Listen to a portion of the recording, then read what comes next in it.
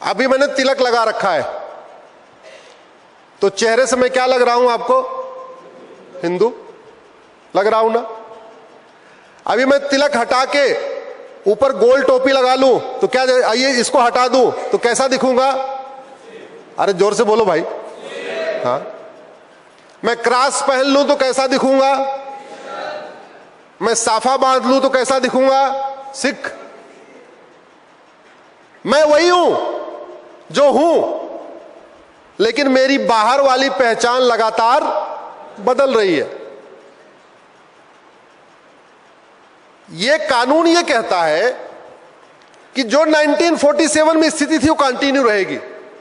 हमारा यह कहना है वो ढांचा देख के आप पता ही नहीं कर सकते कि ये वास्तव में है क्या। जैसे आप मेरा कपड़ा देख के नहीं समझ सकते कि मैं हिंदू हूं या मुसलमान हूं या ईसाई हूं या सिख हूं, मैं क्या हूं इसको जानने के लिए आपको सर्वे करना पड़ेगा। मैं सुप्रीम कोर्ट में काली कोट पहन के खड़ा हो जाता हूं, कैसा दिखता हूं? वकील। मैं किसी हॉस्पिटल में जाऊं, सफेद कोट पहन लूं, कैसा दिखूंगा? डॉक्टर। मैं पुलिस लाइन में जाऊं, थाने में जाऊं, खाकी पहन लूं, कैसा दिखूंगा? इंस्पेक्टर। लेकिन मैं एक्चुअल में क्या हूं यह जानने के लिए क्या करना पड़ेगा? सर्वे। एक्चुअल में क्या हूं कर जानने के लिए क्या करना पड़ेगा? सर्वे। यही बात मैंने 2020 में कहा। हमने कहा साहब ये कानून बहुत गड़बड़ है। एक तरफ तो कह रहा है कि 1947 में जहां जो स्थिति थी कंटिन्यू रहेगी, तो 1947 में जो स्थिति थी वो जानने के लिए सर्वे तो करने दो। तो सुप्रीम कोर्ट ने नोटिस इशू कर दिया। नोटिस इशू कर दिया तो डिस्ट्रिक्ट कोर्ट के जजेस को थोड़ी सी राहत मिल गई, उनको साहस मिल गया, उन्होंने सर्वे का ऑर्डर करना शुरू किया। 18 स्थानों पे सर्वे हुआ, 18 के 18 मंदिर निकले। जैसे मेरा आप सर्वे कर लो, जितना सर्वे करो मैं हिंदू ही निकलूंगा और कुछ नहीं निकलूंगा। कैसा भी सर्वे करो, ऊपर से नीचे तक जैसा सर्वे करना है कर लो, मैं हिंदू ही रहूंगा। तो वहां सर्वे हुआ तो वहां सारे मंदिर निकले। अब यह कानून यह कहता है कि आप कोर्ट में मुकदमा नहीं चलने देंगे। हमारा यह कहना, अगर कोर्ट में मुकदमा नहीं चलेगा तो भारत का लोकतंत्र खत्म हो जाएगा। अगर कोर्ट के जरिए मुकदमों का फैसला नहीं होगा तो भारत में लोकतंत्र खत्म हो जाएगा, भीड़तंत्र हावी हो जाएगा। डेमोक्रेसी में कोई भी विवाद का समाधान कोर्ट के जरिए होता है, या तो आपसी सहमति के आधार पे होता है, आपस में पंचायत के आधार पे होता है, आपस में समझौते के आधार पे होता है, नहीं तो कोर्ट के जरिए होता है। ये कानून ना आपस में बातचीत करने का अधिकार दे रहा है, ये कानून आपस में समझौता का अधिकार नहीं दे रहा। भाई ठीक है, काम करो, काशी दे दो 5 बीघे जमीन ले लो, मथुरा दे दो 5 बीघे जमीन ले लो, भद्रकाली दे दो 2 एकड़ ले लो, भोजशाला दे दो 2 एकड़ ले लो। एक ये भी तरीका है करने का, एक तरीका ये भी है। अगर इस कानून में ये होता कि आपस में बातचीत करके आप ठीक कर सकते हैं तो यही होता। हिंदू समुदाय जहां जहां जो प्रमुख मंदिर है उसके बदले वो 2-2 बीघे जमीन देता, 3-3 बीघे जमीन देता, बोले जमीन लो, जाओ भाई उधर बना लो अपना, इसको छोड़ दो।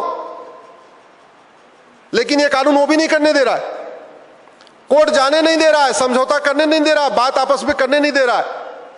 तो एक तरीके से ये भारत की डेमोक्रेसी के लिए बहुत बड़ा खतरा हो चुका कानून है। और वैसे भी स्वतंत्रता का मतलब केवल भौतिक स्वतंत्रता से नहीं होता है। स्वतंत्रता का मतलब आध्यात्मिक स्वतंत्रता, स्वतंत्रता का मतलब धार्मिक स्वतंत्रता, स्वतंत्रता का मतलब नैतिक स्वतंत्रता, हर तरीके की स्वतंत्रता होनी चाहिए।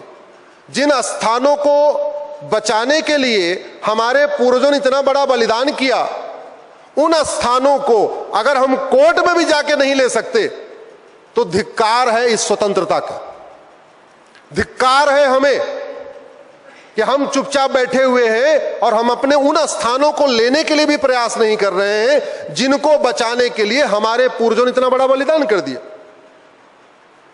यह कानून राइट टू इक्वलिटी के खिलाफ है, यह कानून राइट टू जस्टिस के खिलाफ है, यह कानून फ्रीडम ऑफ रिलीजन के खिलाफ है, यह कानून राइट टू कल्चर के खिलाफ है, यह कानून राइट टू डिग्निटी के खिलाफ है, यह कानून राइट टू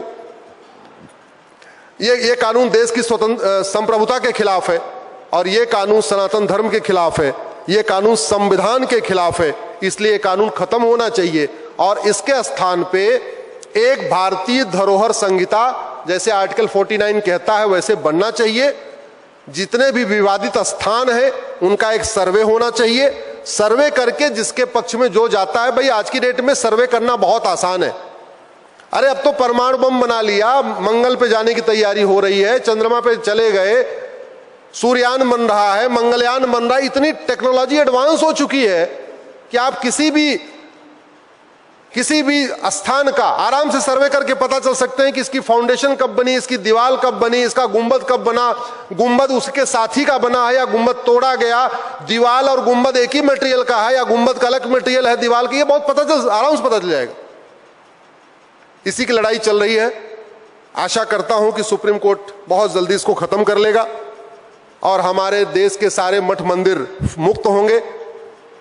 एक बात मैं पूरी जिम्मेदारी के साथ कहता हूं और इस पे मैं खुली चर्चा के लिए तैयार हूं। बाबर, हुमायूं, तुगलक, गजनी, गोरी, खिलजी, औरंगजेब ने भारत में एक भी कोई नया शहर नहीं बसाया। यहां के बसे बसाए शहरों का उन्होंने नाम बदला और वैसी दरिंदों ने एक भी नई मस्जिद यहां नहीं बनाई। हमारे बने बनाए मंदिरों का गुंबद बदला और गुंबद बदलने से कोई मंदिर मस्जिद नहीं हो जाता, याद रखिएगा। आप सारे बुद्धिजीवी यहां बैठे हैं, बहुत सारे अधिवक्ता यहां बैठे हुए, अध्यापक बैठे हुए। भारत में बहुत सारे जगह मंदिर में पूजा नहीं होती, पेड़ के नीचे पूजा होती है। पीपल के पेड़ के नीचे, वट बरगद के पेड़ के नीचे, नीम के पेड़ के नीचे। गांव में आप देख लीजिए, लोग मंदिर नहीं बना पाते तो पेड़ के नीचे शिवलिंग स्थापित कर देते हैं, वहां पूजा शुरू कर देते हैं।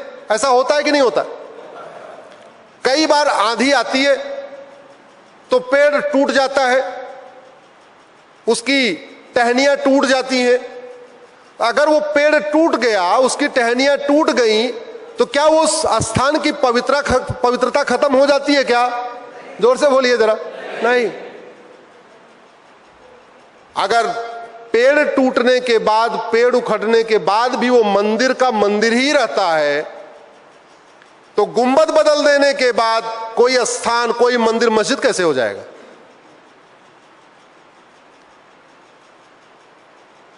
हर फ्राइडे को नमाज होती है देश में। मान लो एक दिन कोई व्यक्ति जाए टोपी पहन के, हिंदू, और भीड़ में शामिल हो जाए और जाके वहां पे नमाज पढ़ने की बजाय सब लोग नमाज पढ़ते रहे, वो हनुमान चालीसा पढ़ता रहे। पढ़ सकता है कि नहीं पढ़ सकता? मन में पढ़ना है ना, तो पढ़ सकता है। और मान लो डेली जाके वो दिल्ली की जामा मस्जिद, जहां बुखारी साहब बैठते हैं, उस जामा मस्जिद में हर फ्राइडे को जाके वो हनुमान चालीसा पढ़ के आए मन में, तो क्या जामा मस्जिद हनुमान मंदिर हो जाएगा क्या? जोर से बोलिए जरा। अगर किसी मस्जिद में हनुमान चालीसा पढ़ने से वो मंदिर नहीं होगा, तो किसी मंदिर में नमाज पढ़ लेने से वो मस्जिद कैसे हो सकती?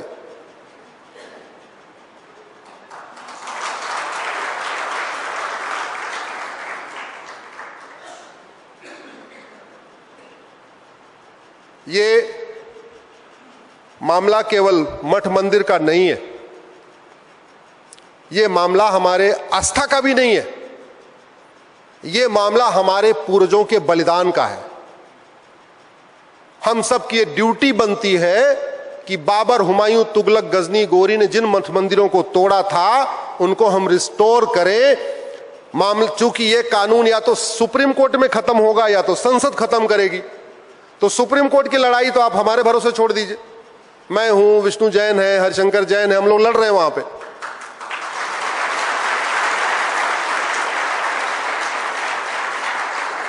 लेकिन अपने अपने सांसदों से मिलिए। अब आप सोचेंगे कि यार जिस पार्टी को मैंने वोट दिया वो तो जीता नहीं, ऐसा दिमाग में होता है। हमने जिसको नहीं वोट दिया वो जीत गया। एक बात याद रखिए, जब तक कोई व्यक्ति चुनाव लड़ता है तब तक वो पार्टी का होता है। जैसे वो संविधान की शपथ ले लेता है, वो किसका हो जाता है? सबका। पॉलिटिकल पार्टी उसको वेतन भत्ता गाड़ी बंगला देती है क्या? उसको वेतन भत्ता गाड़ी बंगला कौन देता है? आप देते हैं। आप इनकम टैक्स देते हैं, आप जीएसटी देते हैं, आप टोल टैक्स देते हैं, आप रोड टैक्स देते हैं, आप वैट देते हैं, आप जीएसटी देते हैं। तो सांसद विधायक वो पॉलिटिकल पार्टी का नहीं है। सांसद विधायक किसका है? पकड़िए उसको, जाके बोलिए ऐसा घटिया कानून कब तक क्यों चल रहा है? ये भारत का संविधान है, भारत की संस्कृति की रक्षा के लिए, भारत की परंपराओं की रक्षा के लिए, मुगल काल में जो गड़बड़ियां हुई उनको ठीक करने के लिए। यह भारत का संविधान बाबर, हुमायूं, तुगलक, गजनी, गौरी के इल्लीगल काम को लीगलाइज करने के लिए नहीं है। यह भारत का संविधान जो गड़बड़ हुआ है उसको ठीक करने के लिए कहता है। आवाज उठाइए, बोल सकते हैं बोलिए, मिल सकते हैं मिल के बोलिए, लिख सकते हैं लिखिए, वीडियो बना के वायरल कर सकते हैं, वीडियो बना के वायरल करिए। सुप्रीम कोर्ट में आ सकते हैं, सुप्रीम कोर्ट में आइए। हाई कोर्ट जा सकते हैं, हाई कोर्ट जाइए, कुछ करिए। चंद लोग लड़ेंगे तो लड़ाई नहीं जीत पाएंगे। जानते हैं हम गुलाम क्यों थे? हम गुलाम क्यों हुए? क्योंकि सबने सोचा लड़ना केवल क्षत्रियों का काम है। हम मुगलों के इतने साल गुलाम इसलिए रहे कि मुगल दिख रहे थे और पेशवा जाके लड़ रहे थे, लेकिन बाकी लोगों ने सोचा लड़ाई तो लड़ना केवल पेशवाओं का काम है। बाकी लोग भी अगर तलवार, भाला, गड़ासा, लाठी, पत्थर, डंडा लेके निकले होते, 10-10 डंडा फेंकते, 10-10 पत्थर फेंकते, हम गुलाम हो पाते क्या? और आज भी वो मानसिकता चल रही है। आज भी मानसिकता चल रही है कि सुप्रीम कोर्ट में लड़ना अश्विनी उपाध्याय, हरिशंकर जैन, विष्णु जैन का काम है और संसद के लिए तो हमने वोट दे दिया, अब जो करना होगा कर लेंगे। ना, ऐसे काम नहीं चलेगा। बोलना पड़ेगा, बताना पड़ेगा, डॉक्टर को जाके बोलना पड़ेगा तुम्हारी ये दवाई गलत है, दवाई ठीक करो। ये सांसद विधायक समाज के डॉक्टर होते हैं। समस्याओं का समाधान संसद सुप्रीम कोर्ट से होगा, विधानसभा हाई कोर्ट से होगा। इसलिए जो लिख सकते हैं लिखिए, जो बोल सकते हैं बोलिए। अल्टीमेटली जो समाधान है वो संसद, सुप्रीम कोर्ट, सड़क, और चौथा मैंने उसमें जोड़ दिया सोशल मीडिया। तो और कुछ नहीं करते माताएं बहनें, कम से कम घर में बैठे बैठे 10 मिनट 5000 लोगों को फ्रेंड बना के अपनी दिल की बात लिख दो, अपने मन की बात लिख दो। कर सकते हैं क्या?